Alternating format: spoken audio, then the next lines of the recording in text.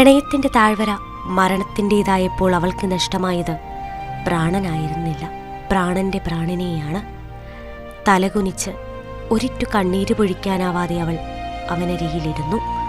18 ദിവസം മുൻപ് മാത്രം വിവാഹിതരായ ദമ്പതികൾ മധുവിധുവിനായി പൽഗാമിലെത്തിയതായിരുന്നു അവർ. താഴ്വരയിലിരുന്ന് ഭക്ഷണം കഴിക്കുന്നതിനിടെ പാഞ്ഞെടുത്ത ഭീകരർ അവളിൽ നിന്ന് അവനെ തട്ടിയെടുത്തു.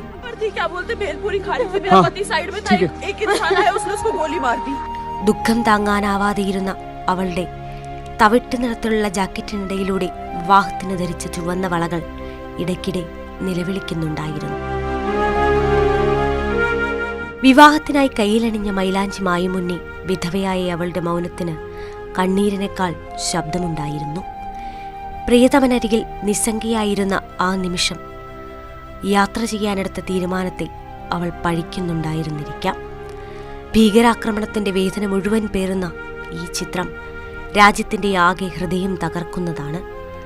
കാലാകാലം ഓരോ ഭാരതീയനെയും ഈ വേദന വേട്ടയാടുമെന്നത് തീർച്ചയാണ്.